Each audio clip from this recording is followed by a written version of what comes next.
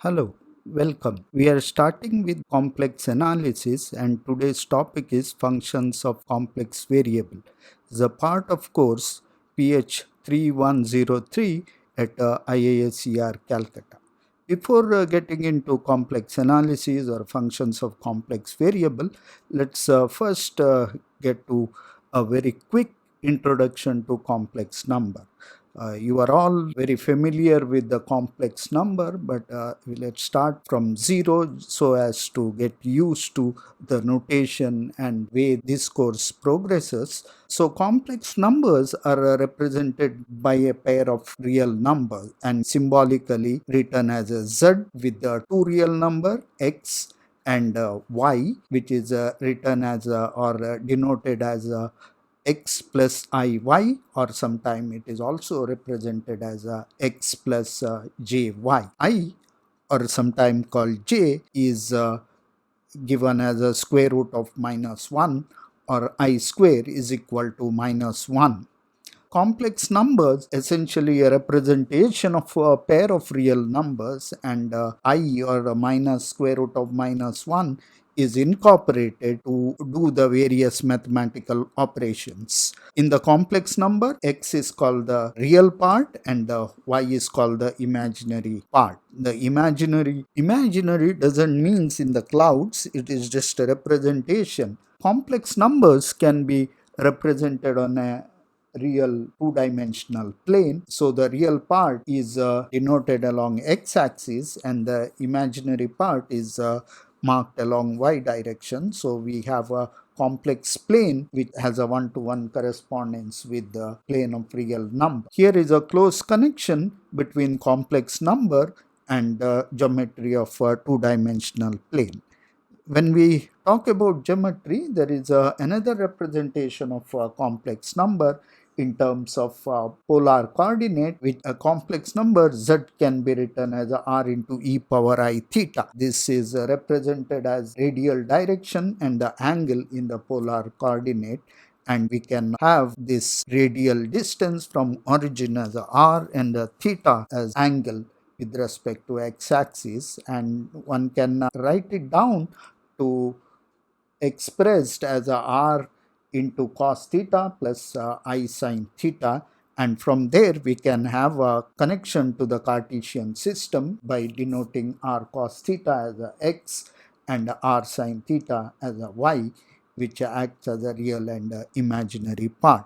Now in this case, r is called the absolute value or a modulus of the complex number, which is given as a square root of x square plus y square. And theta is called the argument of a complex number. It can be straightforward seen in polar coordinate in terms of a Cartesian coordinate, tan of theta as a given as a y by x. And we can clearly see that often encounter this in the polar coordinate.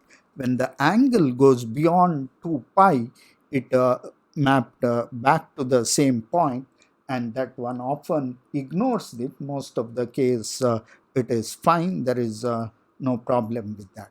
Once we have a complex number, we can have a routine mathematical operation done. We can add two complex number by adding a real and imaginary part separately. Then we can multiply two complex number, and one of the interesting operation is a complex conjugate, where you change the sign of the imaginary part. That is, if a complex number is written as x plus iy or r e power I theta, then z star, which is a complex conjugate, is given by x minus iy or r e power minus I theta. So that in terms of expansion, you can write it as r cos theta minus I sin theta. So that flip around the x-axis, it is essentially a reflection along the x-axis. In addition to this, we can also define square of absolute value as a z into z star, or as mod square is given as a z into z star. We can define z to the power n, simply multiply complex numbers as many times. It is represented as x plus I y to the power n. However, interesting simplification happen in the polar representation, where it is given as r to the power n into e power I n theta, and which leads to the expansion of r to the power n into cos n theta plus I sin n theta. This is the one easy way to raise the power of a complex number, and which is generally called the De Morgan's theorem.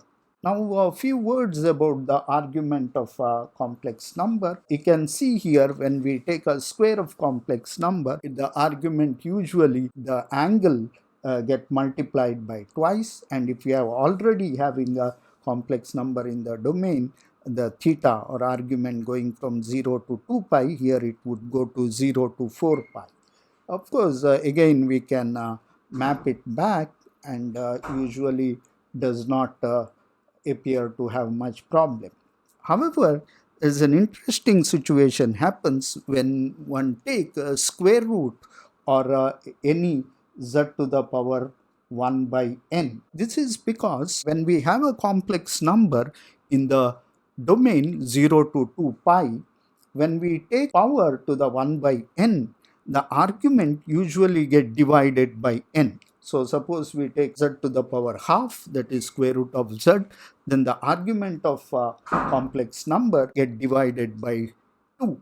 That means there is a possibility of connecting the argument beyond 2 pi, mapping back to 0 to 2 pi when we raise to the power 1 by n.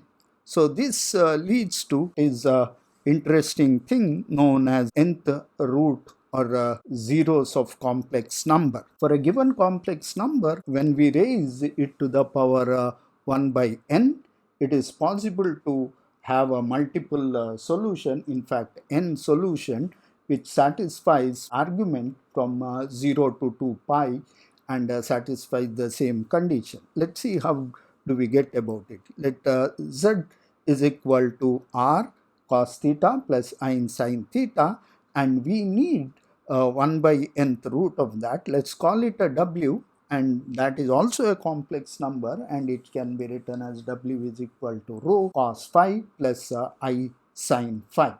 Now the condition which need to be satisfied, we are looking for a 1 by nth root. We can easily rewrite that as a condition to be satisfied as a w to the power n is equal to z, and we need this to be satisfied. Root to the power n is equal to cos n phi plus I sin n phi must be equal to r cos theta plus I into r sin theta. Now we easily identify rho as r to the power 1 by n, and then other mapping which we can identify is the cos n phi must be equal to cos theta, and similarly sin n phi must be equal to sin theta. So this essentially is the same thing.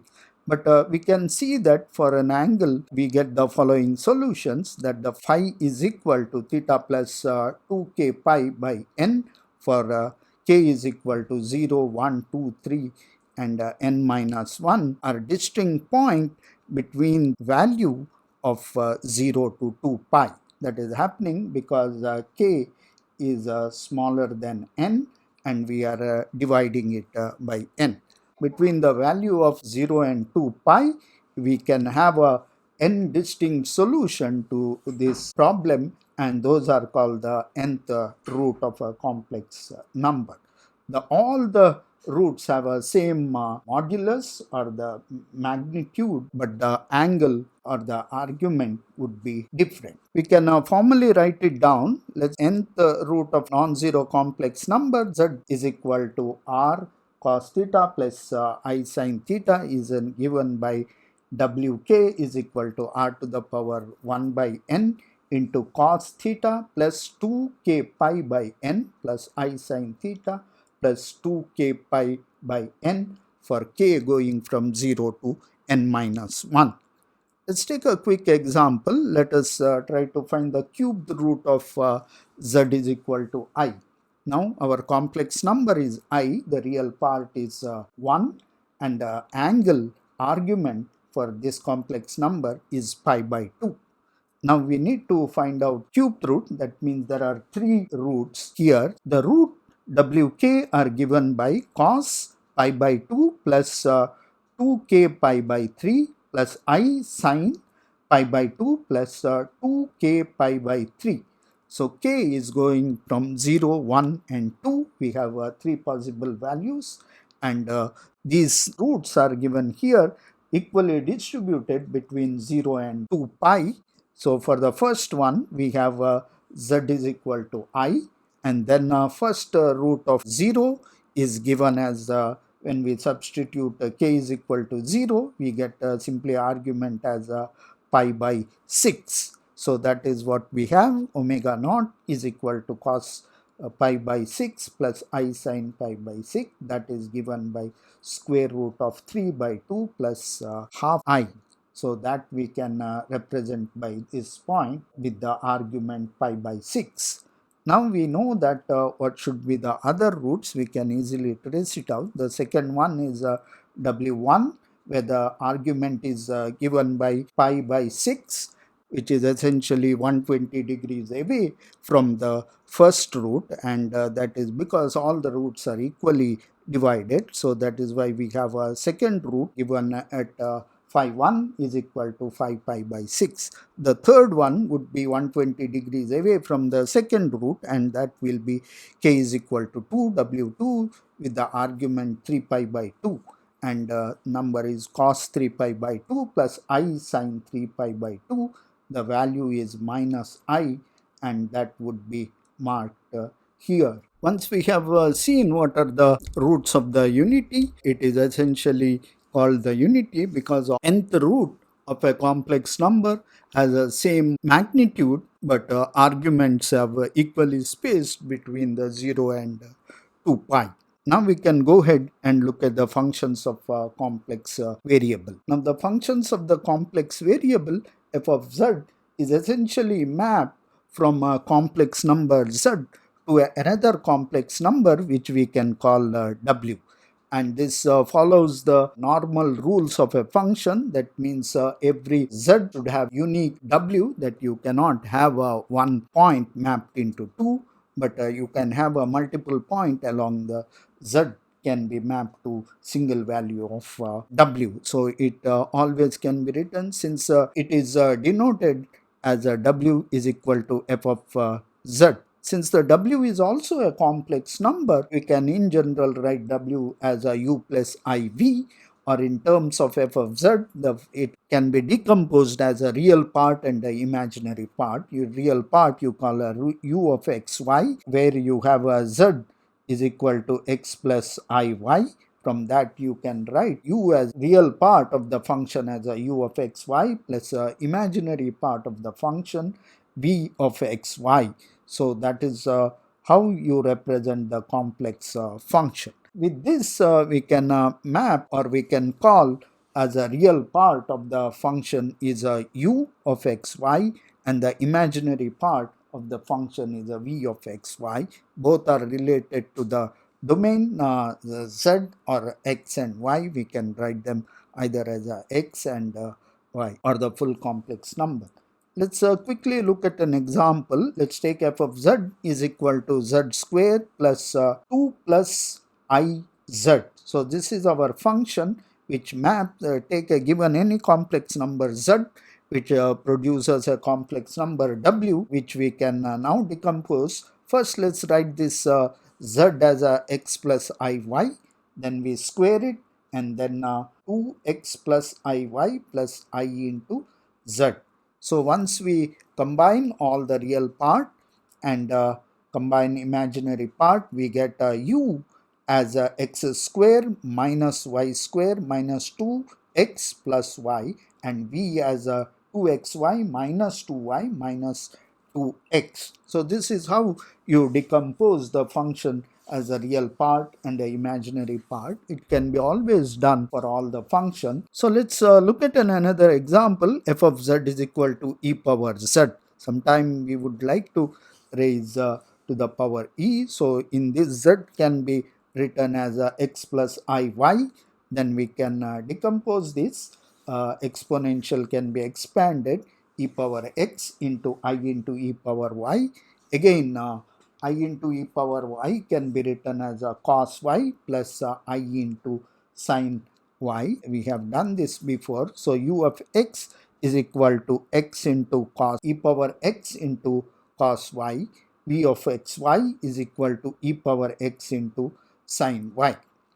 So this is way of decomposition. A function of a complex variable is essentially a mapping from a complex plane to a complex plane. We have already seen that complex plane is associated or connected with real plane, and we can have a Cartesian coordinate system or a polar coordinate system. It is essentially mapping from one plane to another plane.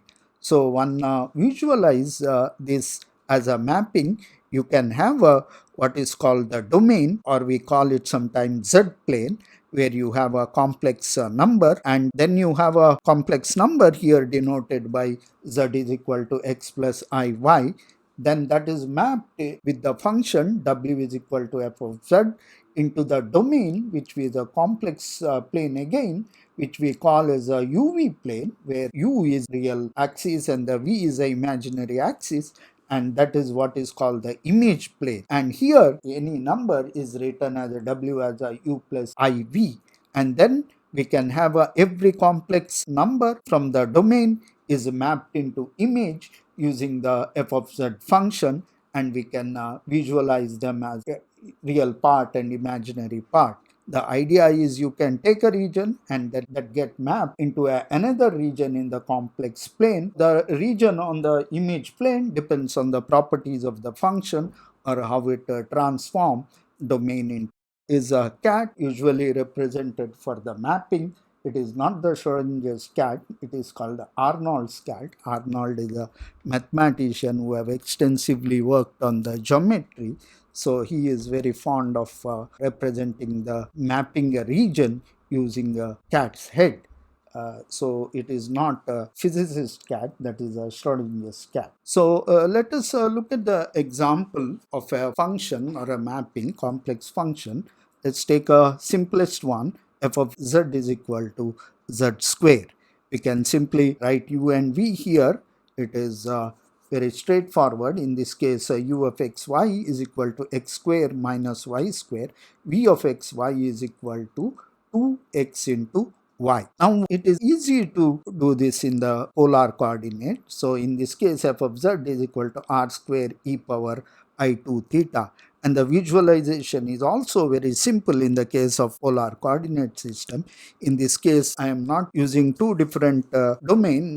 Both image and domain are plotted on the same graph, so you have not confused. So this is in the domain where you have a complex number r and theta represented by this. So z square maps into r becomes r square, and theta becomes 2 theta. So it maps every point r theta to r square and 2 theta.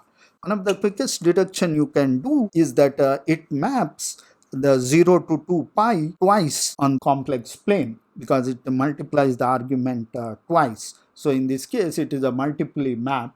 We will come back to that little later, but currently our goal is to try to understand how the mapping is done, changes the region, but the multiple mapping could also happen and very common in the complex analysis. So there are ways to understand it. We will come back to that in detail little later. So in this case, you can see that the image plane is actually mapped twice. It is not a two-valued function, because if we don't take care of this, it becomes a two-valued function, but there are some neat tricks to avoid and make it a single valued function. We will come back to that little later.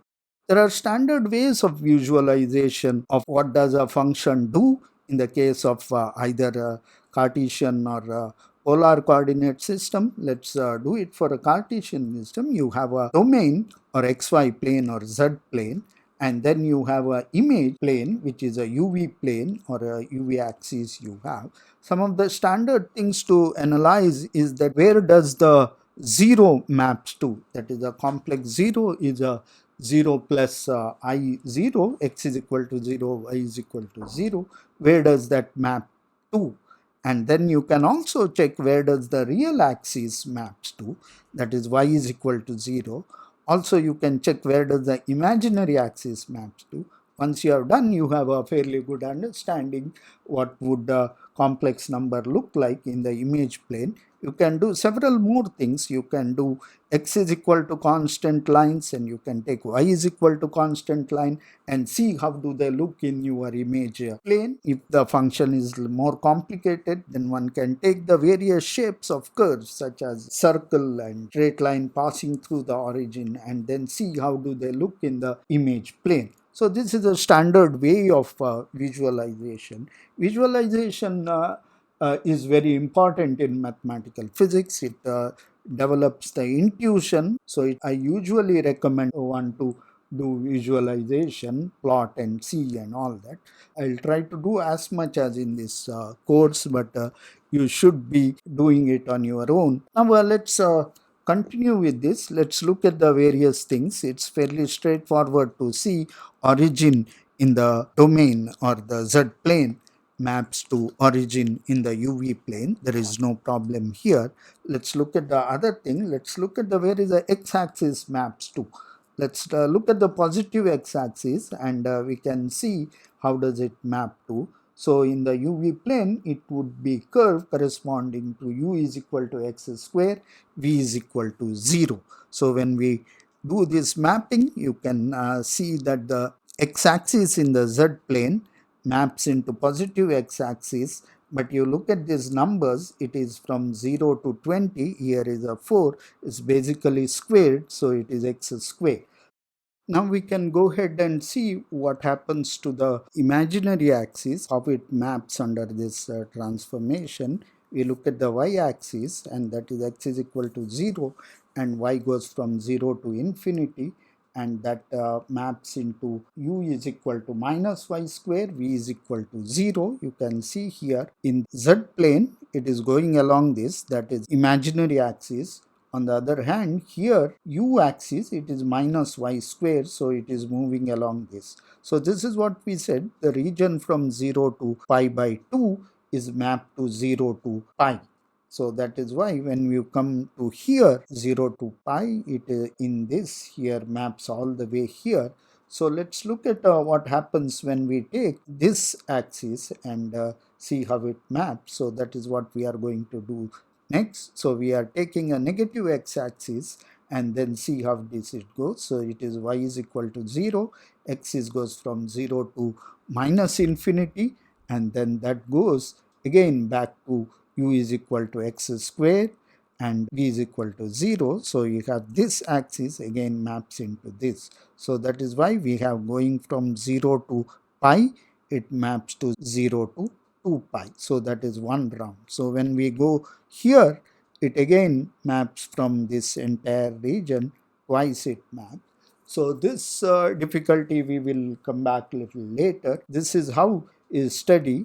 Now we can look at the other things. We can look at how does all the y is equal to constant curves in the positive x-axis side behave. So you can see that this maps into u is equal to x square minus c square, y is equal v, it should be v is equal to 2cx. So we have this, which is we have seen maps into here, and let's see that how the mapping happens. So as it goes, these are all various parabolas which is going from 0 to pi.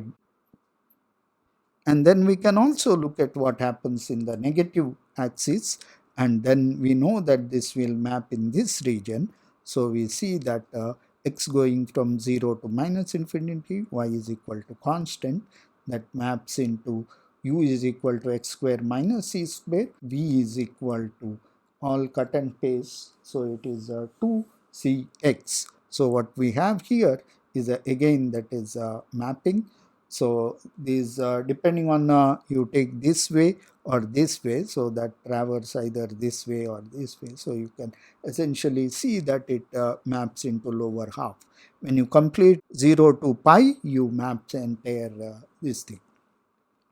So it is usually practiced to give some homework. So in this case, the homework is to find the fourth root z, which is given as a minus 1 minus square root of 3i. So I expect this to be submitted in a week's time. That we learn, you can write it on a paper, scan it, and upload it on the VLearn. VLearn link will be created with the deadline of 1 week. Next Monday would be the deadline for submitting the homework.